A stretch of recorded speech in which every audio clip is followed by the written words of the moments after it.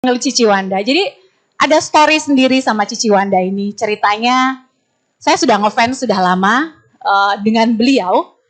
Tiba-tiba kita bertemu di Zara Plaza Indonesia.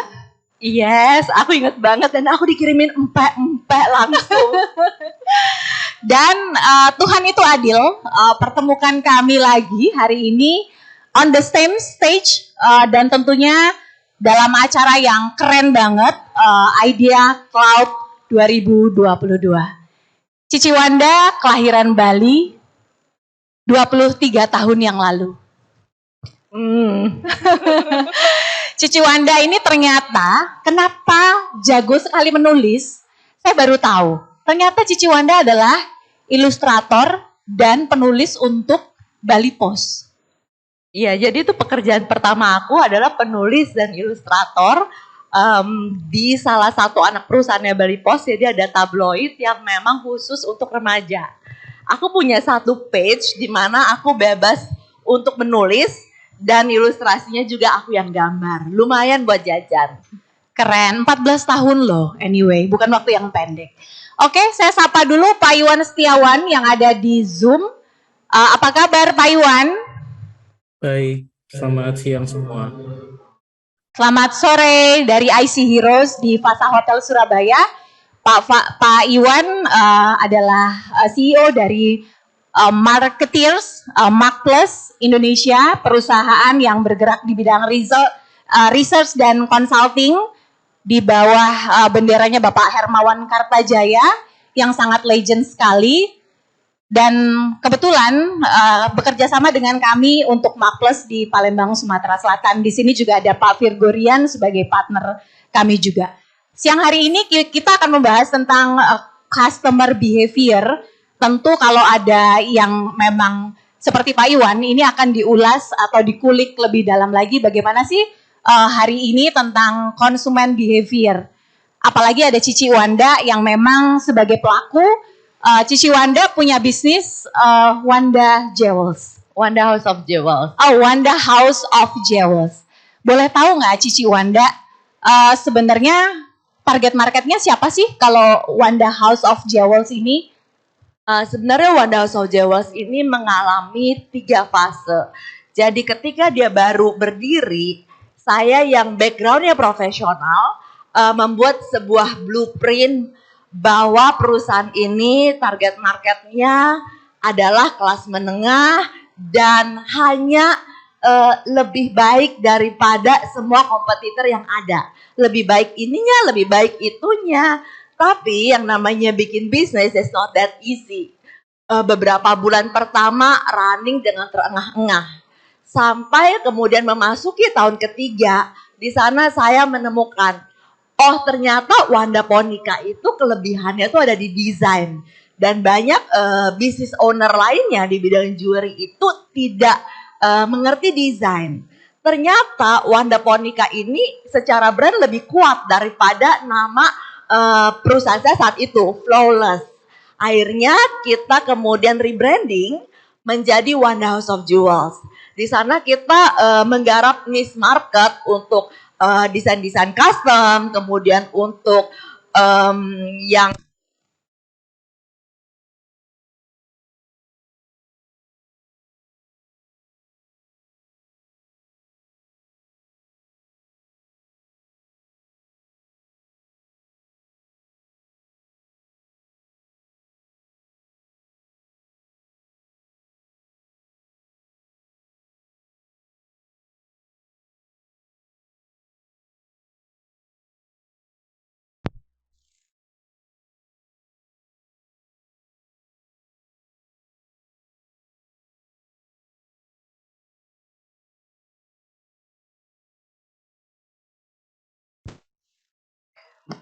Cek.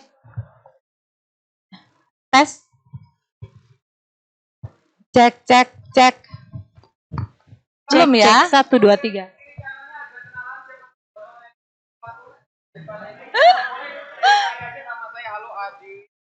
Halo, Adit. Hai.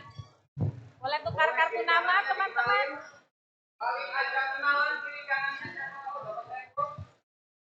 Atau mungkin yang pegel-pegel boleh sambil Nah, gerak-gerakin kaki. sudah Oke, kembali.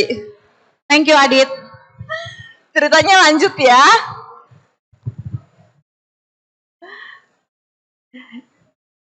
Ya, jadi kemudian Wanda House of Jewels itu berjalan menjadi perusahaan yang lebih mengutamakan workmanship, desain. Kami membuat desain-desain yang istilahnya orang lain enggan mengerjakan.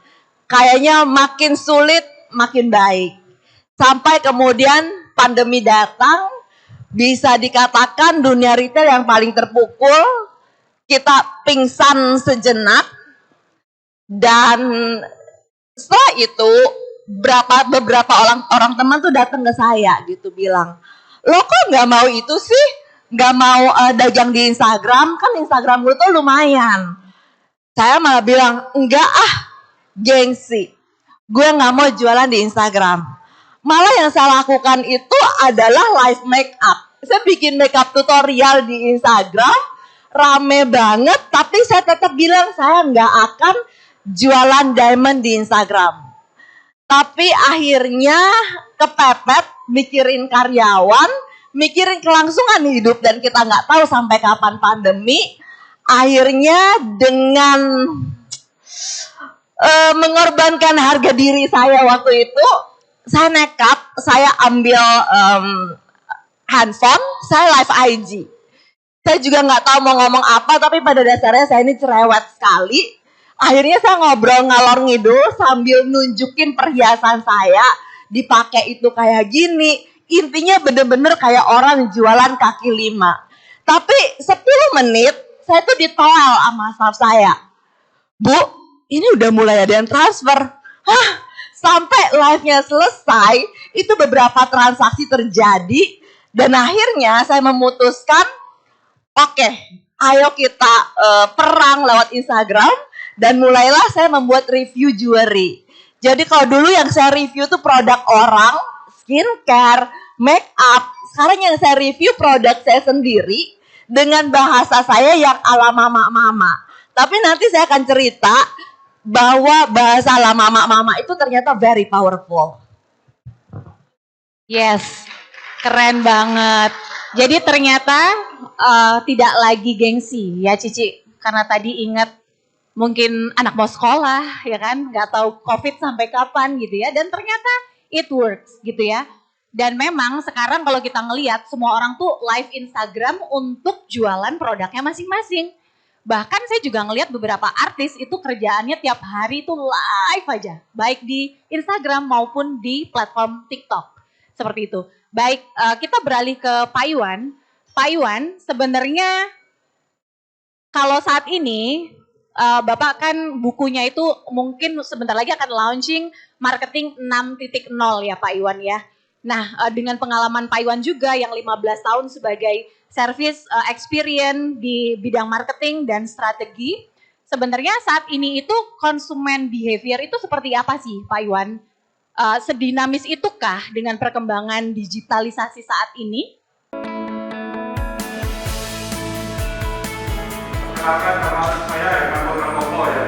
Anda bisa mencapai ada punya target bulan Juni. Kita lihat market size-nya seperti apa.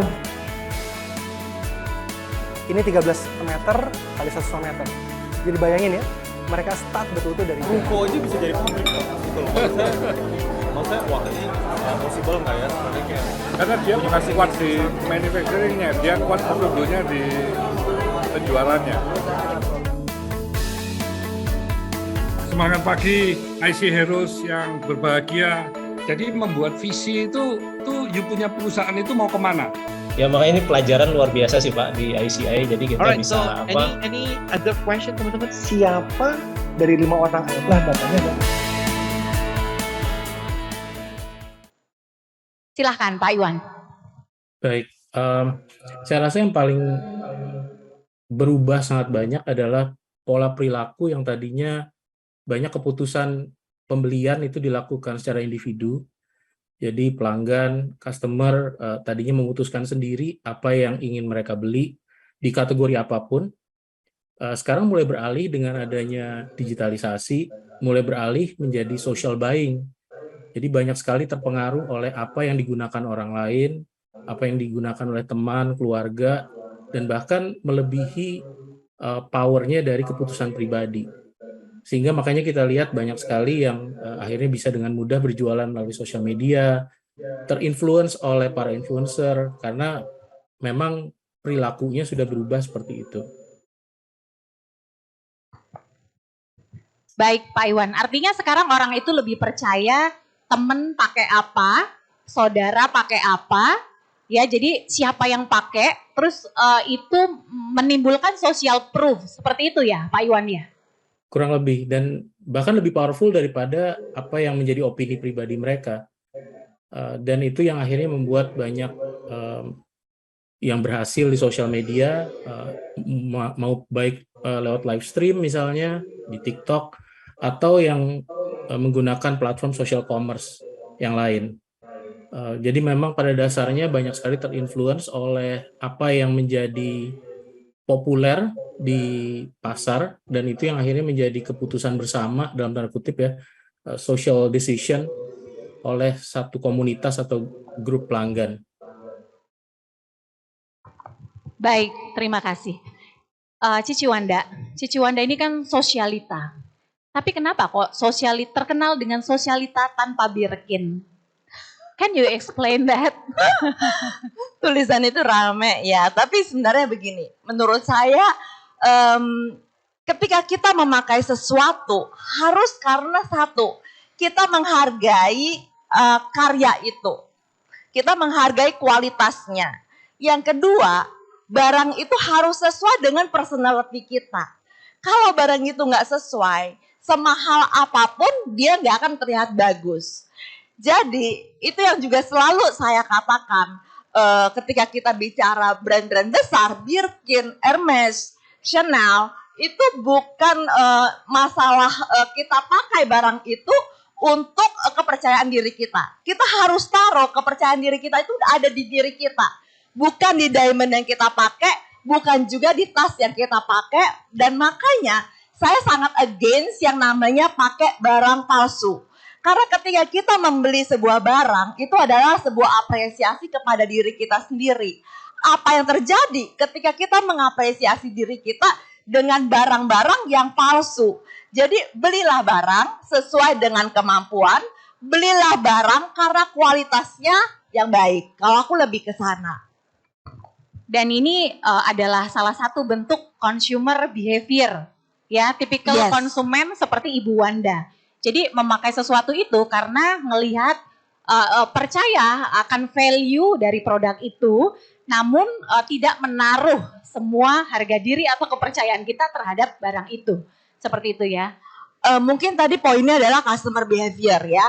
Karena kalau kita bicara mau marketing zaman dulu, kita beriklan, teknik komunikasinya bagaimana, dan marketing zaman sekarang di era digital marketing selalu kita kembali ke customer behavior. Seperti apa sih behavior dari target market kita? Apakah mereka adalah orang-orang yang berbahasa Inggris?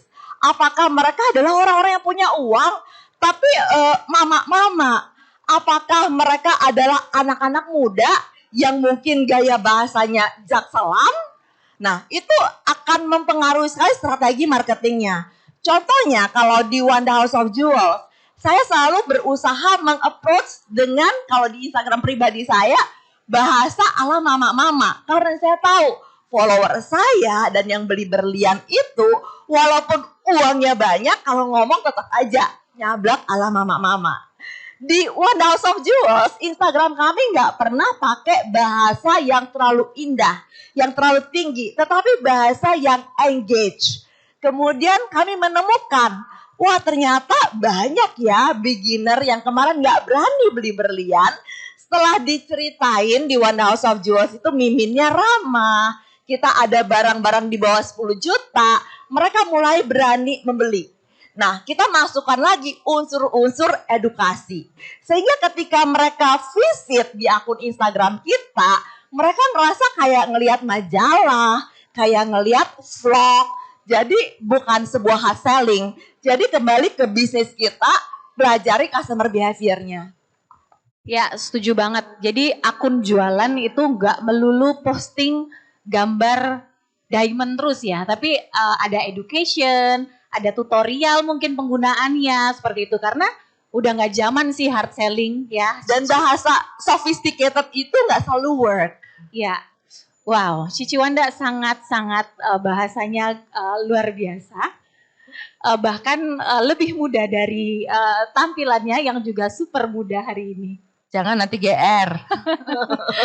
Pak Iwan, tadi kalau Bu Wanda kan menyesuaikan ya bahasanya yang dipakai emak-emak. Nah, apakah memang secara riset juga harus seperti itu?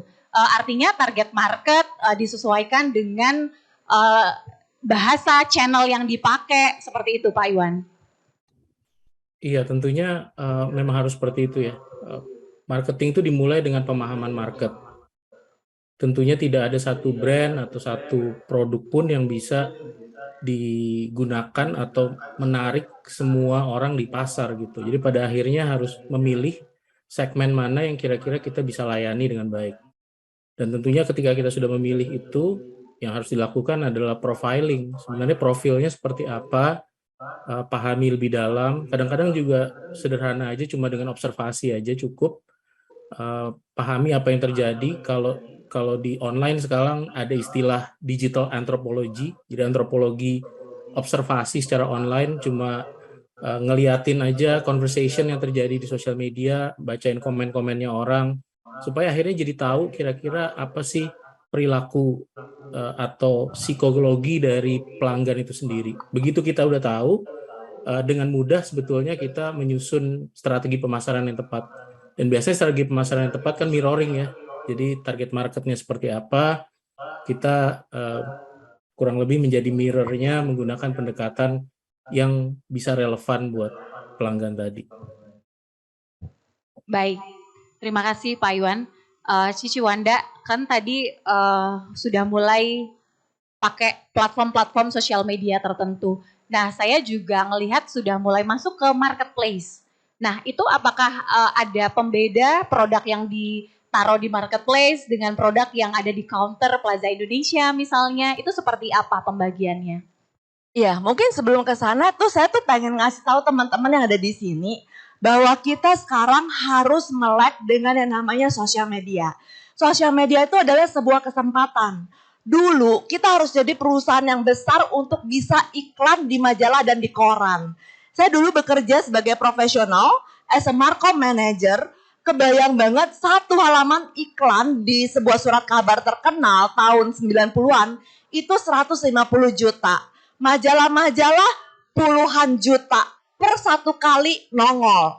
Jadi kalau kita nggak punya banyak duit, kita nggak bisa beriklan. Sekarang di sosial media, iklan di Instagram itu mulai dari Rp30.000.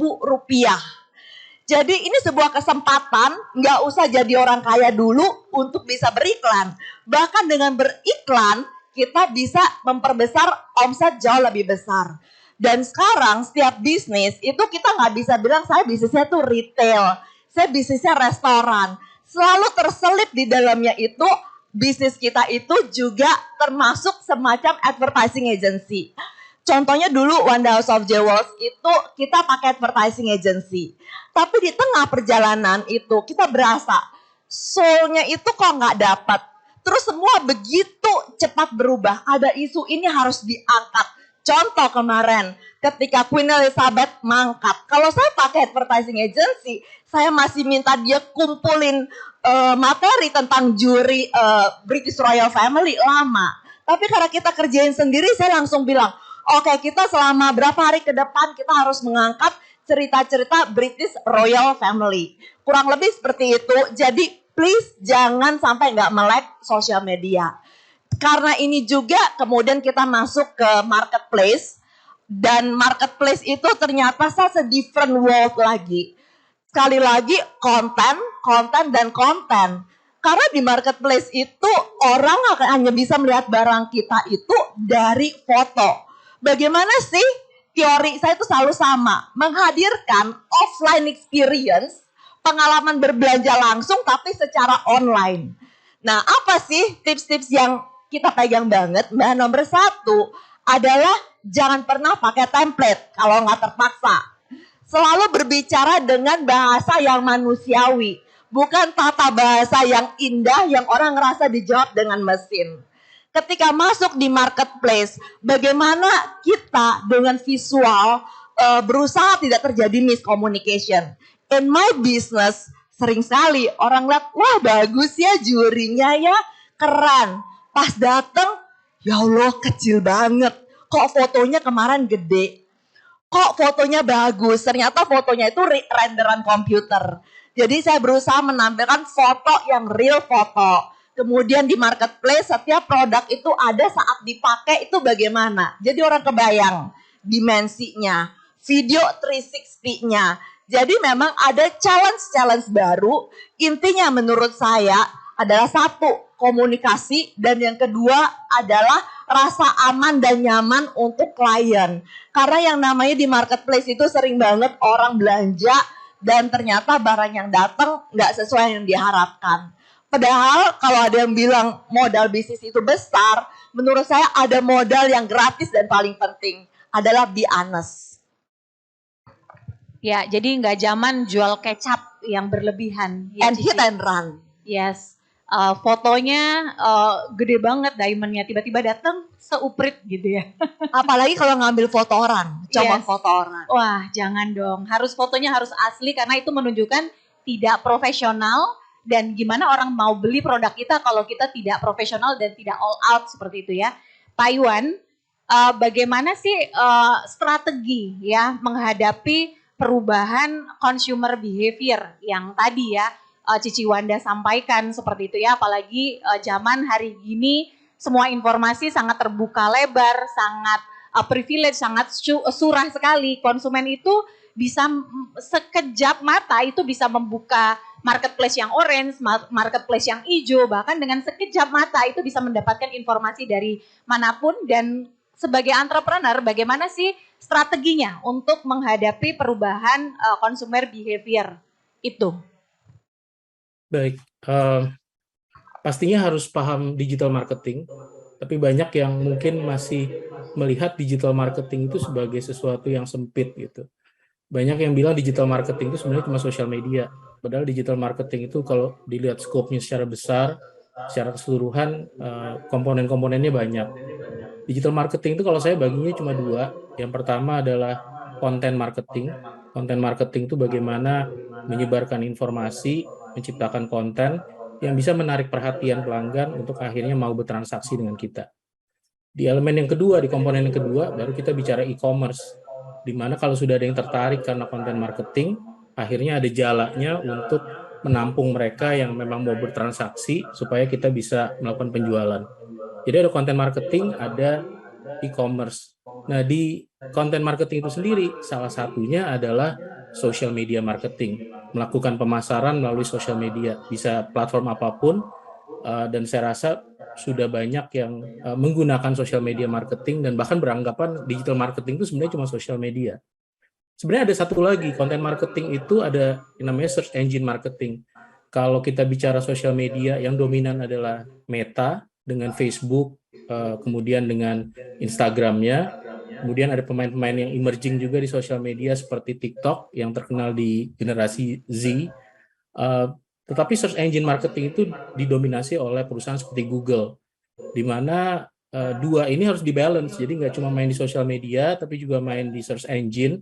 Karena kadang-kadang pelanggan itu perilakunya ada yang memang mencari informasi di sosial media, ada yang dia Google gitu. Dia googling keyword tertentu dan itulah peluang untuk bisa mempromosikan produk dan layanan yang kita punya.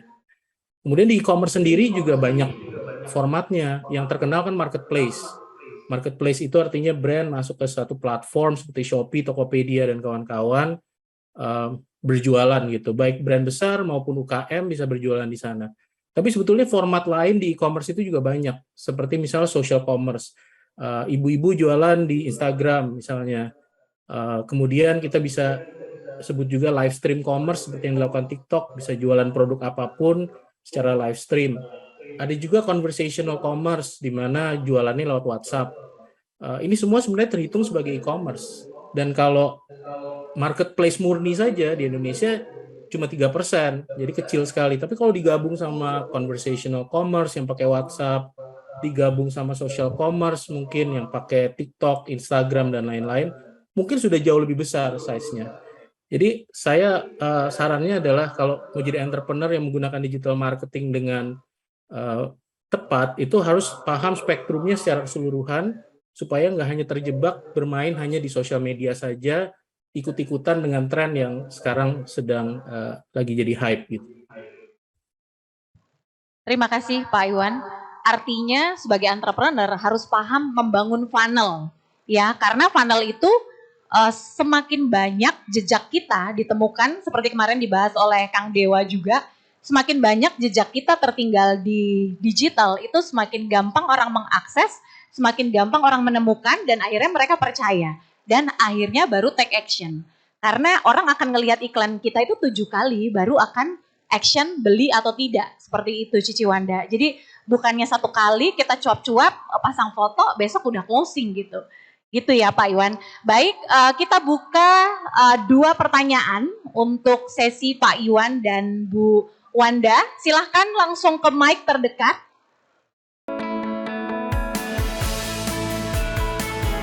Silakan sama saya kantor Kopo ya. Anda bisa mencapai ada di target bulan ini. Kita lihat market size-nya seperti apa. Ini 13 meter kali 1,5 meter. Jadi bayangin ya, mereka start betul-betul dari Ruko aja bisa jadi pabrik Pak. Gitu loh. Maksudnya wah ini possible nggak ya sebenarnya kayak. Karena dia bukan kuat di manufacturingnya, dia kuat sebetulnya di penjualannya.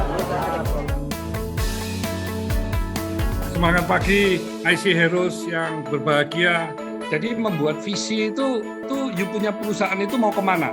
Ya makanya ini pelajaran luar biasa sih Pak di ICI. Jadi kita Alright, bisa so any other question teman-teman? siapa dari 5 orang itulah datanya dong.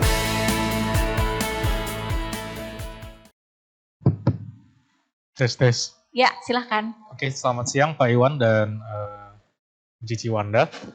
Saya Fahri dari Jakarta. Saya mau bertanya kepada Pak Iwan. Ini teknis sekali. Menurut research dari marketers atau Pak Iwan sendiri, channel marketing yang paling fit untuk healthcare business saat ini apa ya Pak Iwan? Terima kasih. Boleh tanya sedikit Mas, healthcare business specifically apa boleh? Karena luas sekali healthcare ya. Ya, rumah sakit dan klinik. Rumah sakit dan klinik, baik. Saya langsung jawab aja, Mbak Moderator. Rumah sakit dan klinik. Rumah sakit dan klinik Pak Iwan. Healthcare. Saya langsung jawab saja, Mbak. Silahkan. Atau mau ditampung semua pertanyaan? Silahkan Pak Iwan. Langsung jawab Silahkan. aja ya. Langsung. Oke, baik. Ya sebenarnya di healthcare, terutamanya rumah sakit dan klinik, banyak sekali pendekatan yang saya sebut sebagai omnichannel yang harus dilakukan. Jadi digital marketing itu salah satunya adalah omnichannel marketing. Saya selalu percaya bahwa healthcare itu ketika sudah ada interaksi antara healthcare provider, antara dokter, nurse dengan pasiennya, itu seharusnya sangat tatap muka atau physical interaction. Tetapi banyak informasi yang pasien itu terekspos itu terjadi di dunia digital. Jadi ini yang saya sebut sebagai web rooming. Pendekatan web rooming ini artinya banyak informasi didapatkan oleh pelanggan atau pasien di dunia digital, baik melalui sosial media, lalu search engine, kemudian mereka akhirnya tertarik untuk datang ke rumah sakitnya atau ke kliniknya secara fisik, langsung datang, hadir in person, dan kemudian merasakan experience-nya secara langsung. Kalau kita lihat banyak sebetulnya yang tidak seperti itu, karena ada juga yang pure digital, mulai dari discovery-nya, orang belajar tentang healthcare options-nya yang mereka punya, sampai dengan akhirnya berkonsultasi dengan dokter, sampai akhirnya membeli produk, kan sebenarnya bisa online melalui platform-platform seperti Halodoc dan lain-lain. Tetapi menurut saya yang besarannya adalah melalui pendekatan web rooming ini. Kemarin saya baru ketemu dengan teman saya di IQVIA, ini adalah healthcare market research yang sangat besar ya, dulunya AMS Health, di mana mereka mengumpulkan banyak sekali informasi dan juga market research di sektor healthcare, baik rumah sakit, klinik, dan farmasi. Kalau dilihat memang setelah pandemi ini akan mereda, ternyata riset mereka juga menemukan bahwa interaksi itu akan semakin banyak tatap muka, balik kembali ke in-person interaction. Tetapi di luar itu, banyak sekali pemberian informasi itu terjadi secara digital. Jadi akan menggunakan banyak platform digital hanya di funnel atas kita sebutnya. Jadi kalau kita bicara customer funnel, di upper funnel-nya ketika build awareness, membangun brand-nya sendiri, sampai dengan memperkenalkan layanan yang dimiliki, itu banyak terjadi di platform digital. Tapi ketika di service delivery-nya sendiri, melayani pasiennya sendiri, itu akan terjadi banyak secara fisik di kanal-kanal tatap muka. Kurang lebih seperti itu jawabannya, mudah-mudahan bisa membantu. Baik, terima kasih Pak Iwan. Satu pertanyaan lagi. Silahkan. Oke, selamat sore. Saya dengan Isa dari Surabaya. Terima kasih sebelumnya kepada dua narasumber yang hebat. Saya termasuk salah satu pengagum tulisan Cici Wanda di Instagram. Pertanyaannya, apakah ada cara atau bagaimana caranya untuk mempersingkat customer journey? Jadi dari awal sampai dengan deal transaksi seperti itu, sampai mendapatkan kita deal transaksi dengan customer. Terima kasih. Baik, mungkin sekarang kan dunia online dan di mana yang paling penting itu adalah mempersiapkan miminnya. Jadi kalau kita dulu bicara bagaimana sih mau beriklan digital marketing yang strategi digital marketing yang benar tuh bagaimana? Mau pakai influencer yang banyak. Di e-commerce setiap ada iklan muncul di landing page. Itu semua hanya sanggup menggiring customer sampai ke admin kita. Tapi sebenarnya yang bisa mengeksekusi calon kandidat customer itu sampai berbelanja itu ada di admin. Dan ini yang sering miss. Jadi memang harus ada pelatihan yang serius dan ada SOP-nya. Bagaimana menjawab pertanyaan ini, pertanyaan most frequent question itu apa, dan disiapkan jawaban-jawaban yang singkat. Jadi ilmu salesmanship itu benar-benar ditanamkan ke admin. Satu, ada keramahan. Yang kedua, bagaimana menjelaskan produk kita dengan sederhana dan singkat. Nggak ada waktu baca panjang lebar. Ketiga, menyempitkan pilihan. Dan yang keempat, close the deal. Jadi, please jangan hanya berfokus bagaimana beriklannya, tetapi siapkan tim admin kalian yang akan menerima berbagai macam pertanyaan sehingga bisa mengeksekusi itu sampai menjadi penjualan. Betul sekali Cici, karena seberapapun budget iklan, kalau kita nggak punya tim yang kuat di back end, itu akan boncos. Jadi teman-teman entrepreneur itu harus persiapkan training-training untuk para CS-CS-nya untuk bisa meng-closing, ya, menyelesaikan sampai transaksi. Sedikit lagi saya tambahkan, dunia digital itu membuat orang sangat mudah berpindah. Toko hijau, toko orange, toko kita, toko orang lain. Jadi kecepatan menjawab itu juga sangat penting. Karena kalau nggak dijawab, dia udah nanya ke orang lain yang lebih dulu jawab. Atau ketika dijawabnya nanti, moodnya orang udah berubah. Boleh ada satu data dari salah satu dari e-commerce di mana Wanda House of Jewels berada. Mimin kami menjawab 1,5 menit rata-rata dari pertanyaan. Untuk menghindari customer berubah mood atau pindah ke kompetitor. Ya, terima kasih Bu Wanda, keren sekali. Pertanyaan terakhir, berikan pesan, kesan, dan wejangan ya, karena Cici Wanda suka memberikan wejangan yang pedes sometimes di Instagram, tapi I love it. Ya, jadi Cici Wanda tolong berikan wejangan untuk teman-teman IC Heroes hari ini agar semakin matang dalam menjalani bisnisnya. Begitu juga nanti dengan Pak Iwan. Silakan Cici Wanda. Baik, dunia digital ini membuka kesempatan bagi banyak orang. Jangan pernah berpikir perusahaan saya itu kecil. Mulailah kecil, mulailah bikin konten sendiri dengan modal ring light. Mulailah beriklan 50.000 sembari belajar. Belajar itu sekarang gratis. bagaimana strategi digital yang tepat, kemudian customer service yang baik, produk yang baik, bahwa di kemudian hari kalian bisa besar. Sekali lagi, digital ini memberikan kesempatan yang sama bagi banyak sekali UMKM untuk bisa menjadi besar. Itu aja. Terima kasih. Semua punya kesempatan yang sama, tinggal mau kerja keras atau tidak. Silakan Pak Iwan. Baik. Dalam melakukan pemasaran, terutama di digital marketing, jangan selalu ikut-ikutan dengan tren yang ada atau ikut-ikutan apa yang dilakukan oleh perusahaan lain. Menurut saya, pendekatan yang tepat untuk produk Anda sendiri, itu akan Anda sendiri yang akan menemukan.